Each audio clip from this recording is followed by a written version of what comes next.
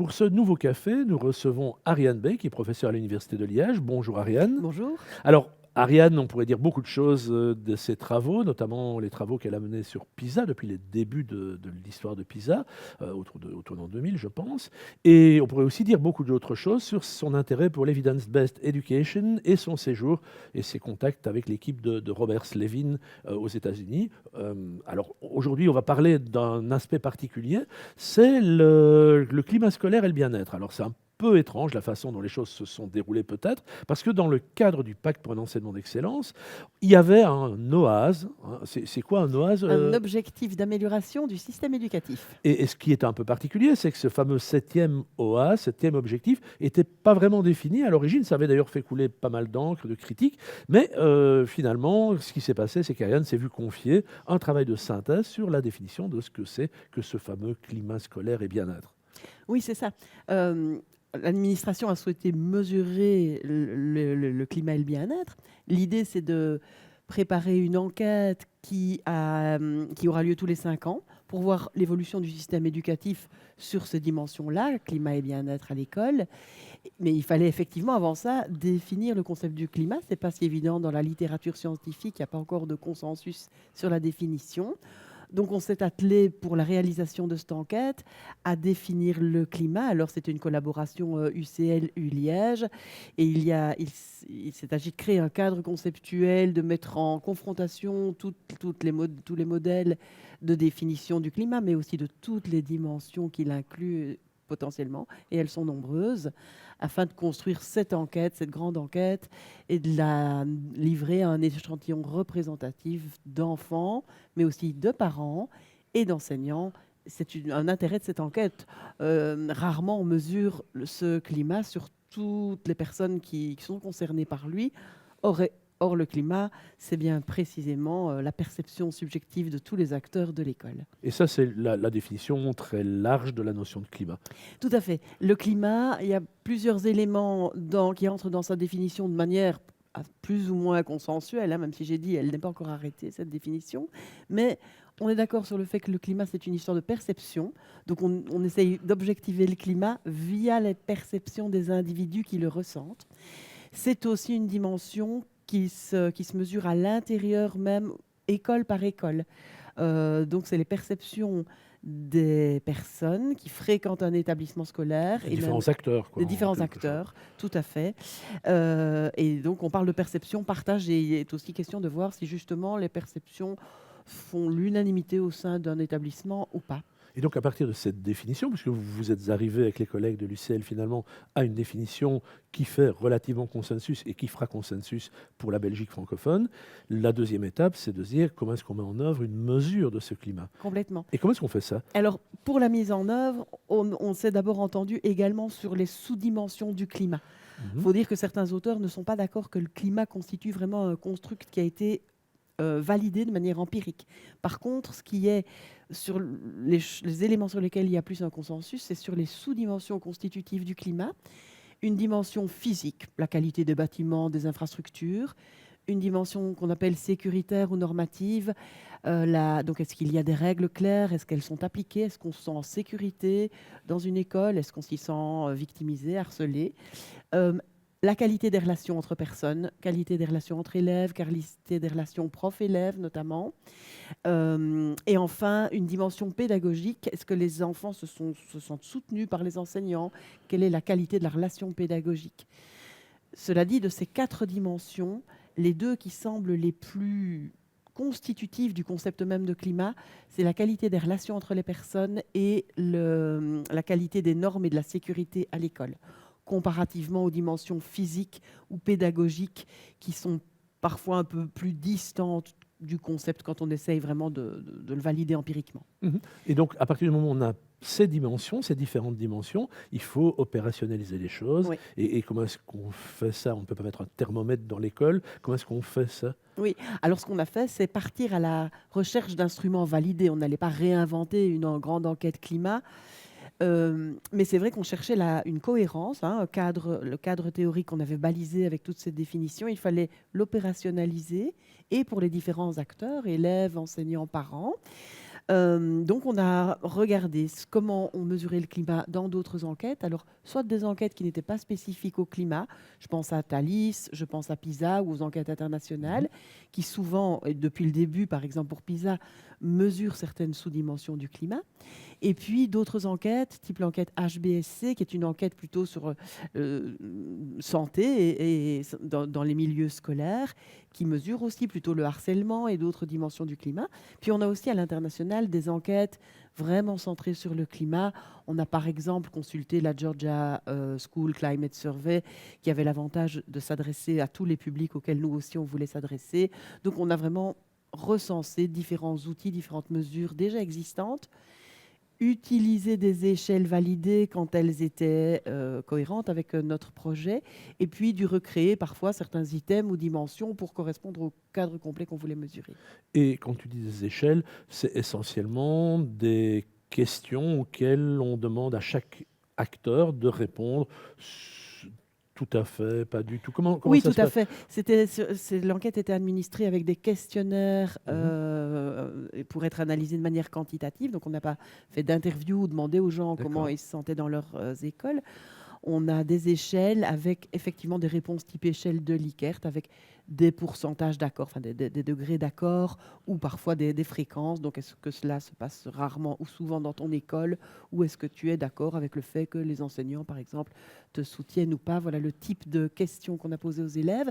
Et ces questions qu'on appelle des items, on les a regroupées en différents indices en fonction des populations. Donc, on a par exemple 29 indices de climat scolaire Ah oui. relatifs oui, Donc il y a aux équipes 29 éducatives. dimensions pour essayer de décrire un climat scolaire dans un établissement à partir de ce que les élèves vont dire, c'est ça? Oui, on en a 29 pour les équipes éducatives Oui, et on en a ok. plus d'une vingtaine aussi pour les élèves, parce que c'est vrai qu'on mesure voilà, leur sentiment de sécurité, le climat de discipline en classe, ceux qui pensent des infrastructures scolaires de différentes manières, ceux D'accord. qui pensent de leurs relations entre eux, avec les enseignants. Enfin, effectivement, toutes les 4 grandes dimensions du climat que Mhm. j'ai évoquées tout à l'heure ont été mesurées chacune via plusieurs échelles et qui, la plupart, pas toutes, la plupart ont été validées empiriquement avec des indices statistiques qui nous permettaient de voir si elles étaient suffisamment robustes Mhm. pour former un indice, une idée qu'on avait touché à une dimension, à une sous-dimension du climat D'accord. Et qui était visée. il y a des partenaires où c'est peut-être plus compliqué. Je pense aux parents à toucher, puisque le but, c'est d'avoir vraiment une vision à 360 Oui. degrés. Et là, les parents, il faut que ce soit les parents des élèves, les enseignants des élèves qui sont dans l'établissement. Donc, c'est pas si simple que ça. Oui, c'est vrai qu'on a, alors on a eu pas mal de, enfin, on a eu, je vais commencer par les facilités. Oui, Les élèves, ils ont bien répondu, mais ceci dit, les élèves sont un peu captifs dans nos oui, environnements on peut scolaires, dire donc ça. on leur demandait de répondre pendant une période de cours, ce n'était pas trop difficile.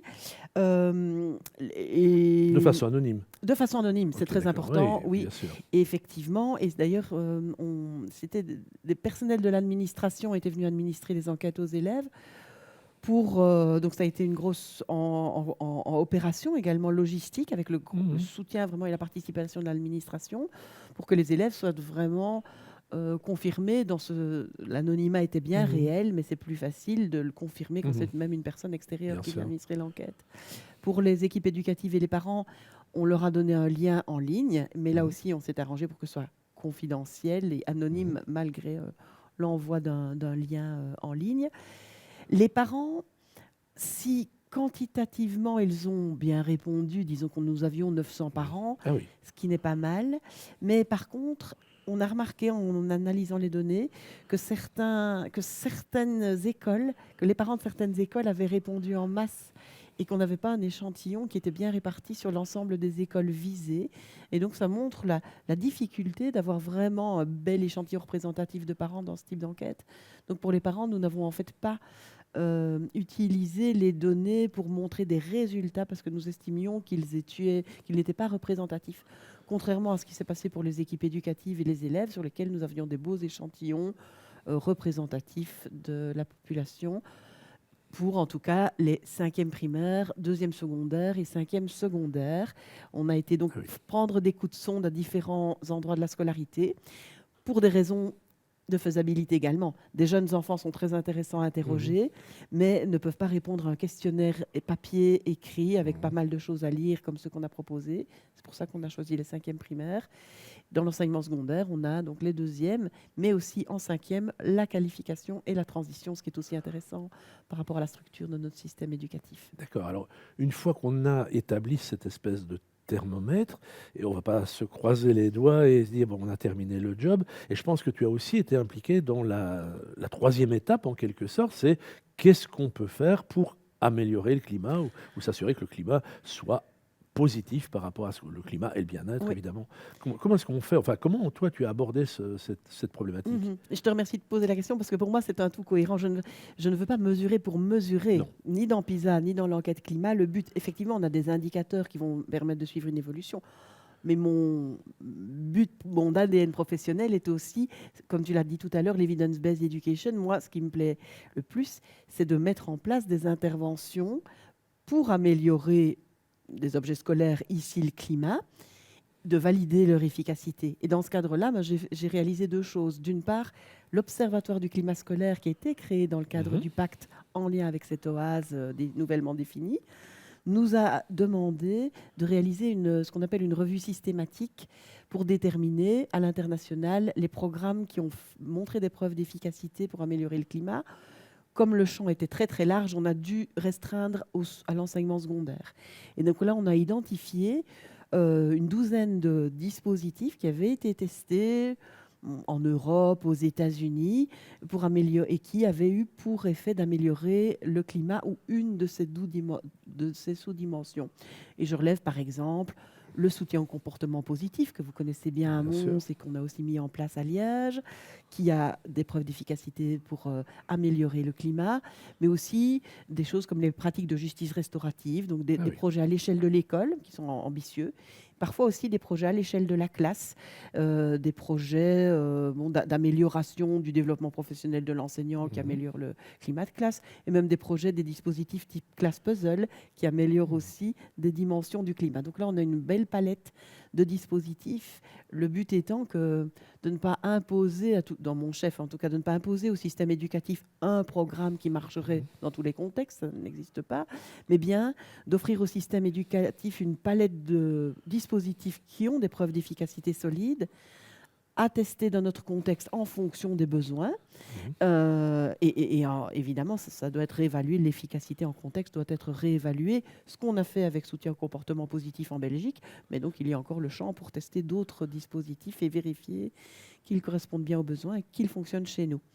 Et donc, au-delà de cette revue systématique, c'est vrai que mon 3e champ d'intervention, c'est de mettre en place des projets et de vérifier moi-même leur efficacité. Donc, je viens d'évoquer le soutien au comportement positif qu'on a, avec la thèse de Caroline Deltour, on a mis en œuvre dans plusieurs écoles primaires, secondaires de la Fédération. On a mesuré son efficacité et il était efficace sur de nombreuses dimensions d'une enquête climat que nous avions fait passer pour mesurer l'efficacité, mais aussi sur le sentiment d'efficacité collective des enseignants.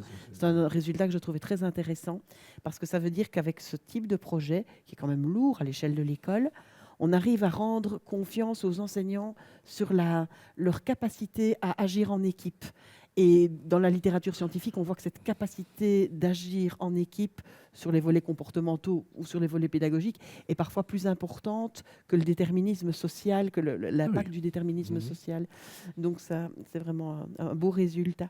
Et puis alors, pour l'instant, je suis en train de mettre en place un autre projet. Je teste le système de soutien à paliers multiples. Je teste dans le cadre d'un projet européen avec 6 pays partenaires. Et Liège est impliqué. On travaille avec des classes, plus des écoles, des classes de 3e maternelle. On teste à la fois, pendant la première année du projet, on met en place tout un système de gestion de classe, de gestion positive et explicite de la classe, plus des apprentissages socio-émotionnels. Et avec en ligne de mire le modèle de réponse à l'intervention. Donc, on propose des choses pour tous les élèves. Puis, pour les élèves qui auront besoin de plus de soutien, on va proposer des choses plus intensives. Et on va le faire à la fois pour les volets comportementaux et émotionnels d'une part, mais d'autre part, l'année 2 du projet pour soit la numératie, soit la littératie en fonction du pays. D'accord. Et on veut voir si soutenir de manière avec des interventions evidence-based, puis avec un système étagé de soutien à paliers multiples où on met d'abord en place des pratiques universelles, puis du soutien intensif, tant dans les volets comportementaux émotionnels que cognitifs, on arrive à avoir une efficacité accrue par rapport aux classes contrôle qui étaient nombreuses à être motivées aussi pour le projet, mais à qui nous nous adresserons dans 2 ans. Donc voilà, Tu ça veux c'est dire que un les autre. classes contrôle deviendront à Oui, terme elles-mêmes bénéficiaires du traitement. On ne va pas les exactement. laisser sur le Oui, ça c'est bas-côté. un grand jeu. Ça fait partie de Oui, l'enjeu. je Ok. trouve que quand on fait des enquêtes expérimentales par rapport aux enquêtes quasi expérimentales, on a la chance on obtient de travailler avec des classes ou des enseignants très motivés. Et là, nous avons eu en Belgique près de 80 enseignantes de troisième Ah oui. maternelle. Très rapidement, on a eu beaucoup de succès avec cette proposition de projet de recherche. Et nous leur avons dit, la moitié d'entre vous recevra le projet tout de suite, l'autre moitié seulement ce qui aura été validé et dans 2 ans. Donc il y a un facteur de déception et de démotivation quand on s'engage dans un tel Mhm. projet et qu'on tombe dans le groupe contrôle. Et donc c'était important pour nous de nous engager à leur fournir les formations et les outils testés dans le cadre du Et projet. encore meilleur finalement, Et bien sûr, puisqu'ils et c'est n'auront pas essuyé les premiers exactement, plâtres et ils exactement. bénéficieront. Et puis parce qu'il faut avoir l'humilité de dire que si ça se trouve, on ne va pas arriver à faire mieux qu'eux. Mhm. Et donc, si on ne fait pas mieux qu'eux, on ne va pas aller leur faire perdre du temps avec de nouveaux outils Bien et de la sûr. formation professionnelle.